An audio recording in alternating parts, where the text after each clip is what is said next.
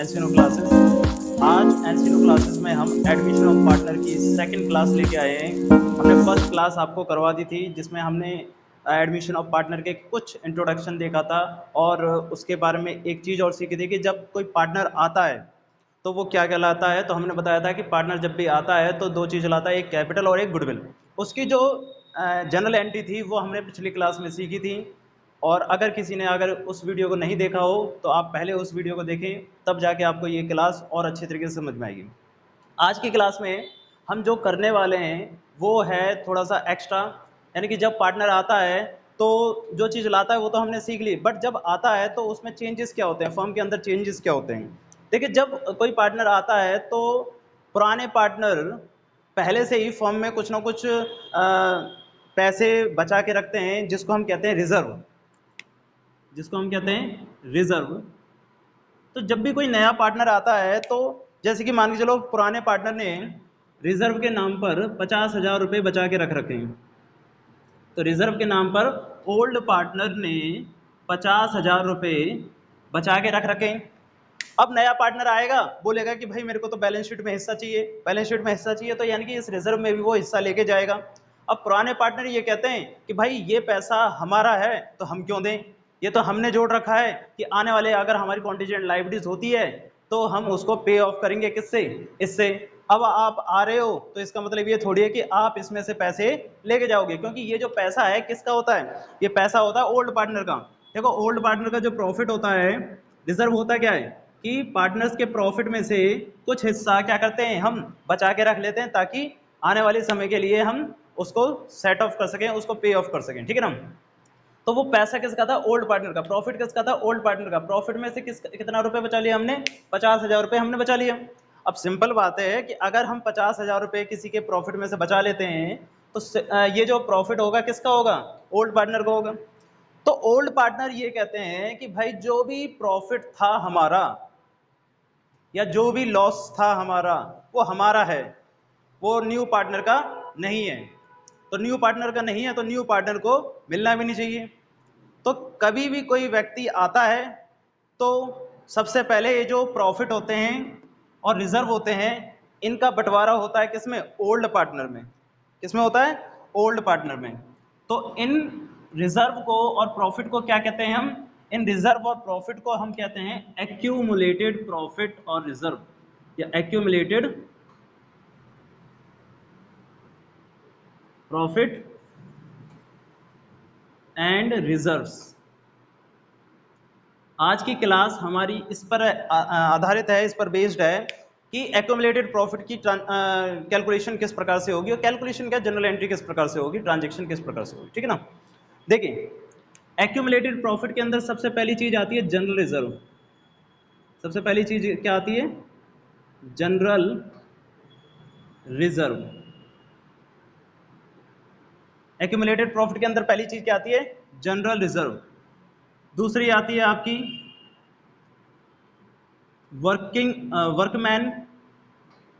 Workman compensation reserve, ठीक है ना, वर्कमैन कंपनसेशन रिजर्व। तीसरी चीज आती है आपकी प्रॉफिट एंड लॉस का डेबिट बैलेंस भी और क्रेडिट बैलेंस भी दोनों, ठीक है। और भी बहुत सारी चीजें आ सकती हैं जैसे कि इन्वेस्टमेंट फ्लक्चुएशन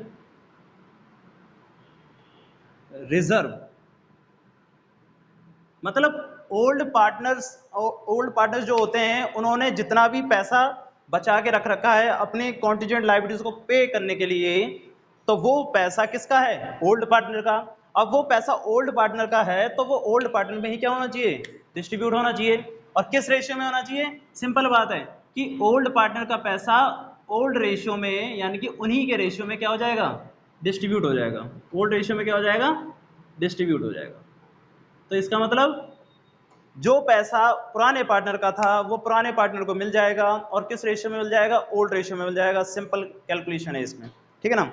अब इसकी कैलकुलेशन हम ये देखते हैं कि इसमें होगा क्या क्या। तो आप समझ गए ना कि क्या क्या आते हैं, जनरल रिजर्व आ सकता है, वर्कमैन कंपनसेशन रिजर्व आ सकता है, प्रॉफिट एंड लॉस अकाउंट आ सकता है, और इन्वेस्टमेंट फ्लक्चुएशन रिजर्व आ सकता है। ठीक है, अब देखिए जो रिजर्व्स होते हैं और फंड्स होते हैं, ये आपके लिए बैलेंस शीट में कहां पर आते हैं? ये बैलेंस शीट में आते हैं क्रेडिट साइड में, यानी कि लायबिलिटीज साइड में। ये चीजें हमारी क्या होती हैं? लायबिलिटीज होती हैं। क्यों होती हैं? इस चीज को सही से समझना, मैं समझाता हूं कैसे करना है इसे। देखिए, ये जो रिजर्व होता है कहां से निकल के आता है? ये आता है नेट प्रॉफिट पे से। रिजर्व कहां से निकल के आता है? नेट प्रॉफिट में से निकल के आता है। अब रिजर्व अगर नेट प्रॉफिट में से निकल के आएगा, तो अगर रिजर्व नेट प्रॉफिट में से निकल के आएगा, तो ये नेट प्रॉफिट किसका होता है? ये नेट प्रॉफिट होता है पार्टनर्स का। ये नेट प्रॉफिट किसका होता है? पार्टनर का। अभी रिजर्व किसके किसके खाते में जा रहा है? फर्म के खाते में, यानी कि फर्म के पास जमा हो रहा है। अब फर्म के पास जमा हो रहा है, तो ये रिजर्व था, पैसा किसका था? पार्टनर का। उस पैसे में से कुछ हिस्सा कहां निकल गया? रिजर्व के लिए। और वो रिजर्व किसके पास जा रहा है? फर्म के पास। तो सीधी सीधी बात ये कह सकते हैं कि पार्टनर का पैसा फर्म को मिल रहा है। कह सकते हैं कि नहीं कह सकते? बिल्कुल कह सकते हैं कि भाई पार्टनर का जो पैसा था, पार्टनर का जो प्रॉफिट था, वो किसको मिल रहा है?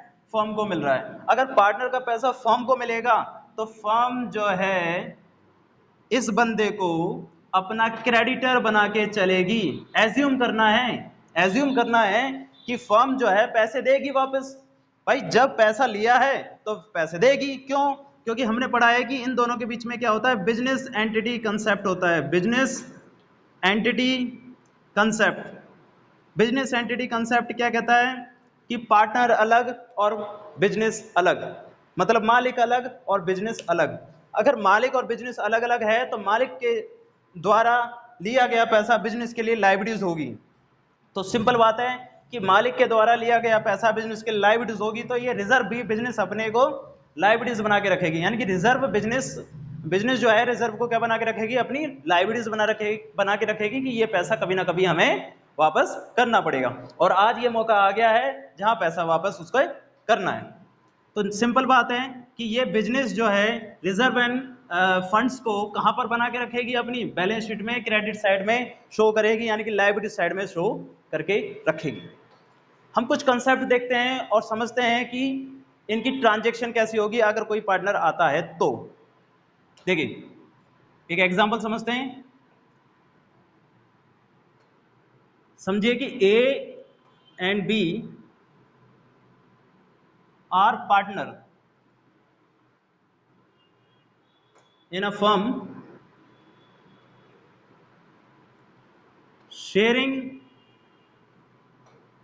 profit ratio is 1:1। Simple calculation रखने के लिए हम इसको 1:1 रख रहे हैं ताकि आपको इजीली समझ में आ पाए।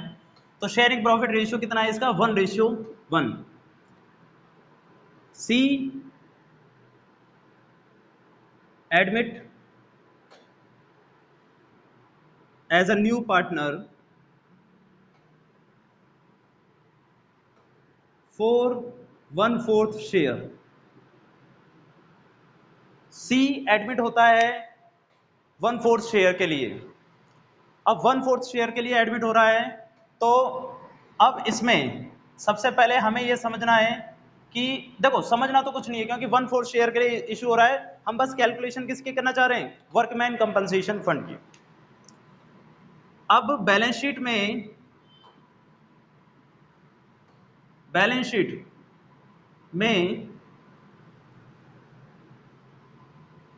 वर्कमैन कंपनसेशन फंड आपका क्रेडिट साइड पे लिखा हुआ है, यानी कि लायबिलिटी साइड पे लिखा हुआ है। यह आपकी एसेट साइड और यह आपकी लायबिलिटी साइड। अब लायबिलिटी साइड में वर्कमैन कंपनसेशन रिजर्व आपका बन रखा है।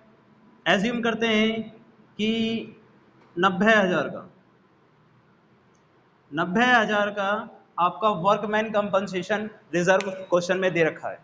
तो हमें समझना है कि इसकी कैलकुलेशन हमें कैसे करनी है। पहले आपको समझा के रखता हूं कि भाई ए और बी पार्टनर हैं और उनका रेशियो कितना है 1:1, मतलब उनका ओल्ड रेशियो आपका 1:1 है।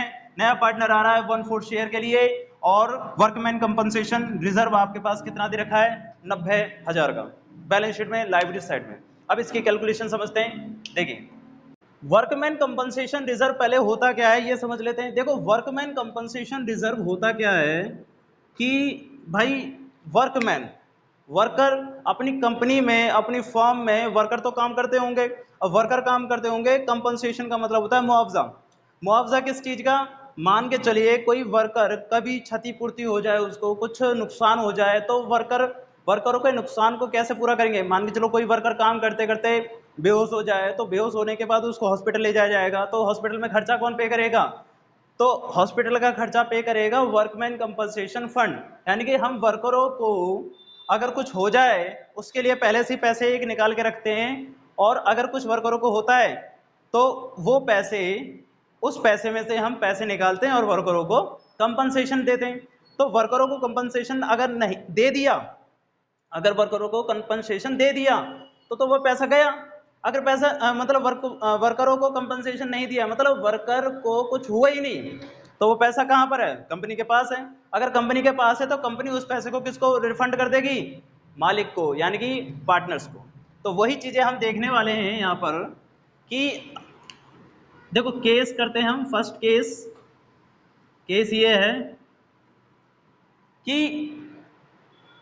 वर्कमैन कंपनसेशन फंड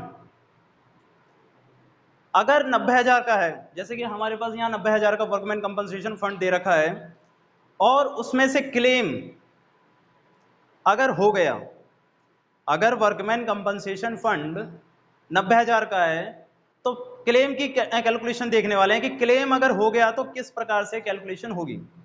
फर्स्ट हम देखेंगे कि जब कोई क्लेम ना हो।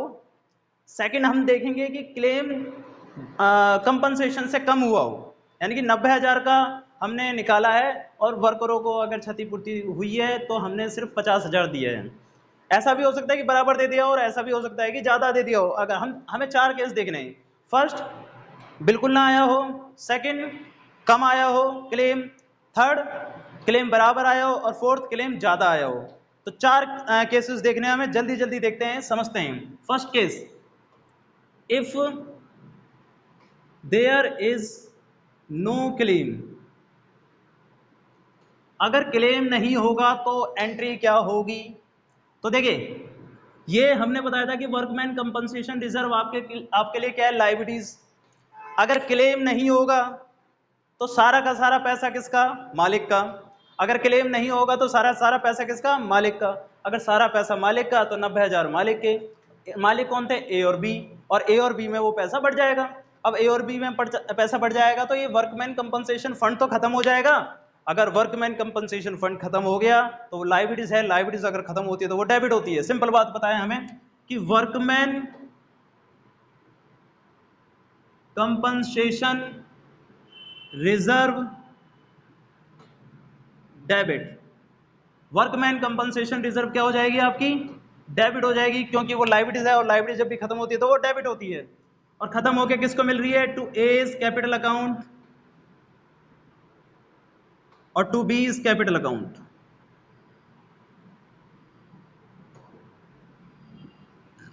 कितने मिल रही है कि भाई 90,000 रुपए की थी, 90,000 रुपए खत्म हो जाएगा, 90,000 रुपए डेबिट कर देंगे और ए और बी में उनके रेशियो के हिसाब से यानी कि 1:1 के हिसाब से मिल जाएगा। यानी कि 45,000 इस बंदे को मिल जाएगा और 45,000 इस वाले बंदे को मिल जाएगा।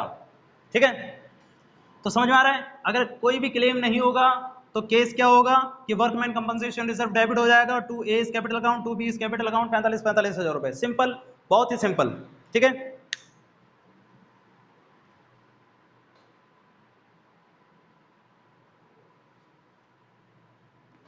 सेकंड केस देखते हैं हम।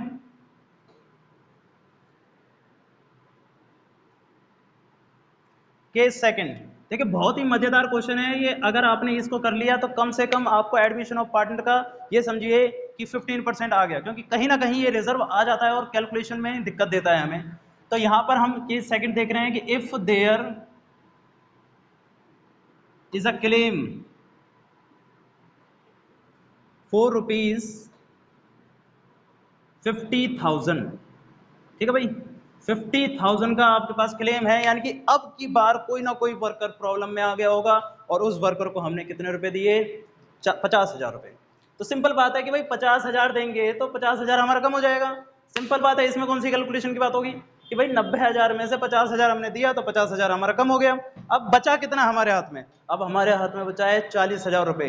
अब हमारे हाथ में जो 40,000 रुपए बचा है वो 40,000 रुपए कहीं ना कहीं किसको बटेगा, पार्टनर्स को बटेगा, सिंपल बात है।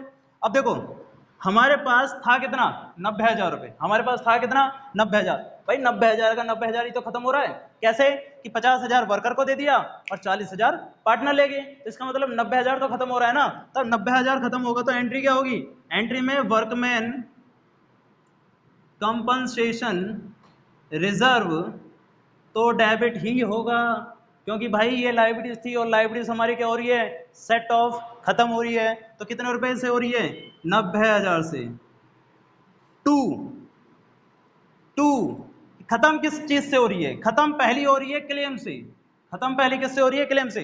50,000 रुपए खत्म हो रहा है क्लेम से, क्लेम हमारी क्या हो जाएगी, लाइबिलिटीज, क्लेम हमारी क्या हो जाएगी, लाइबिलिटीज, क्योंकि ये वर्करों को हमें देना है।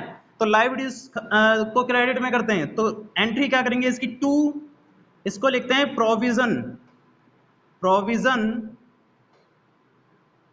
For workman compensation reserve claim,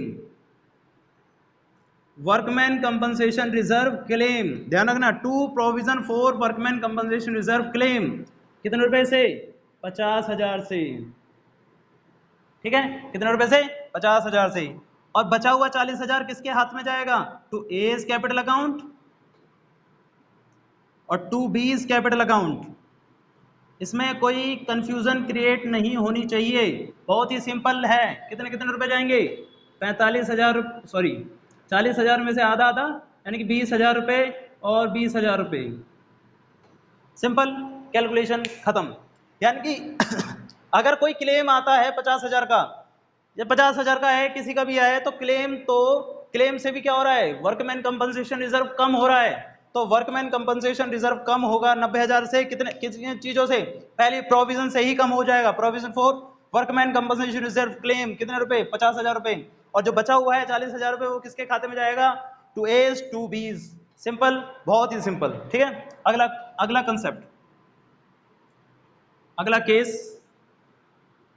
case ये है कि अगर क्लेम बराबर का आता है, if there is a claim, if there is a equal claim, या यहां पर जो क्लेम था वो क्या था, लोअर देन दिस, यानी कि वर्कमैन कंपनसेशन से कम था। अब क्या है, there is a equal claim, there is a equal claim. Equal claim का मतलब क्या है, क्लेम आप समझ सकते हो कि कितने का हो जाएगा, 90,000 का, क्लेम कितने का हो जाएगा, 90,000 का। अगर क्लेम इक्वल हुआ, यानी कि 90,000 रुपए थे हमारे पास और वर्कर भी इतने बीमार पड़े, यानी कि इतनी हमने कंपनसेशन दी कि 90,000 ही पे करना पड़ा, तो 90,000 पे करना पड़ा। तो नॉर्मल बात है कि 90,000 पे करने के लिए क्या हो जाएगा, अब देखो सबसे पहले 90,000 पे करना पड़ा, तो पे तो यही करा, वर्कमैन कंपनसेशन जो लाइबिलिटीज थी वो लाइबिलिटीज तो हटी हमारी। अगर लाइबिलिटीज हटेगी तो क्या होगा, डेबिट, वर्कमैन कंपनसेशन, इसे छोटा लिख देते हैं, वर्कमैन कंपनसेशन रिजर्व डेबिट, कितने से, 90,000 से। भाई 90,000 की लाइबिलिटीज आपकी खत्म हुई, बिल्कुल खत्म हुई, किस कारण खत्म हुई, to provision for workman compensation fund claim. अब मैंने यहाँ फंड लिख दिया, पहले रिजर्व लिखा था, क्या गलत है, नहीं, रिजर्व और फंड एक ही बात होती है। To provision for workman compensation fund claim, कितने रुपए से, 90,000 से। भाई 90,000 का ही क्लेम करना पड़ा, तो पार्टनर के हाथ में कुछ आया, कुछ नहीं आया पार्टनर के हाथ में, क्योंकि 90,000 का रिजर्व था और 90,000 का क्लेम आ गया, तो पार्टनर को क्या मिलेगा, कुछ नहीं मिलेगा, बट ये एंट्री जरूर करनी है, ठीक है। समझ में आया? बहुत ही सिंपल था। अगला,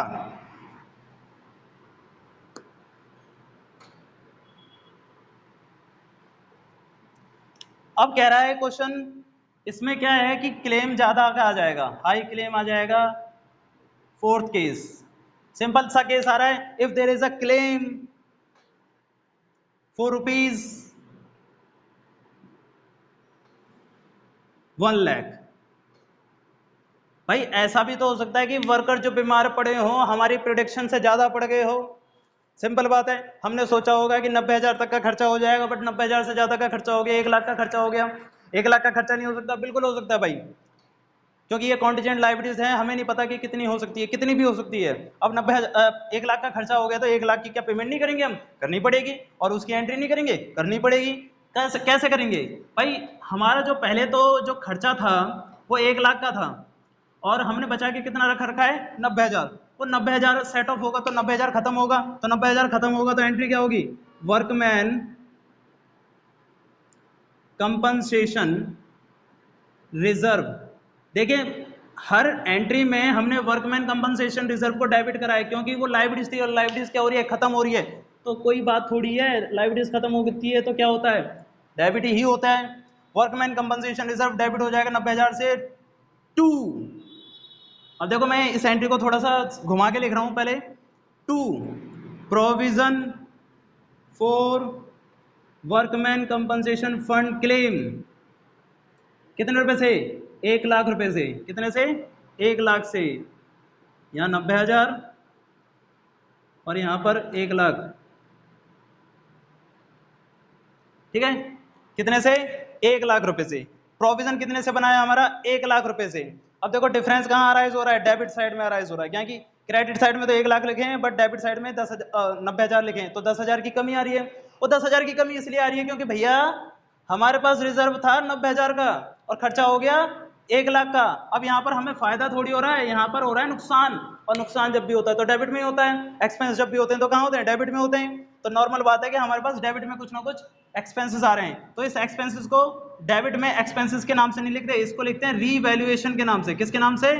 रीवैल्यूएशन। इसे लिखते हैं रिवैल्यूएशन अकाउंट डेबिट। कितने रुपए से? 10,000 से। अब ये 10,000 से डेबिट क्यों हुआ है भैया? हमने तो अभी देखा था कि जब फायदा होता है तो मालिक ले जाता है, अब घाटा हो रहा है तो रिवैल्यूएशन। नहीं, इस घाटे को हम कहाँ ट्रांसफर कर देंगे? पार्टनर से ही लेंगे। हम उनसे बोलेंगे कि भैया फायदा हो रहा था तो तुम ले जा रहे थे, अब नुकसान होगा तो हम भरेंगे ना। हम इस नुकसान को भी आपके ऊपर ही बियर करेंगे। अगर इस नुकसान को उनके ऊपर बियर करेंगे तो एंट्री क्या होगी? रिवैल्यूएशन अकाउंट डेबिट हो रखा है। अब रिवैल्यूएशन अकाउंट खत्म होगा, किसके ऊपर जाएगा? पार्टनर के ऊपर जाएगा। पार्टनर से हमें पैसे लेने हैं, तो पार्टनर से अगर पैसे लेने हैं तो पार्टनर हमारे लिए डेटर बन जाएंगे।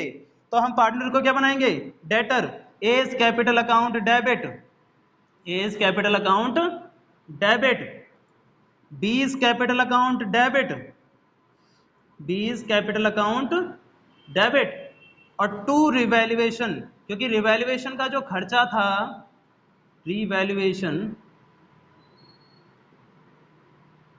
रिवैल्यूएशन का जो खर्चा था वो हमने किस में बांट दिया?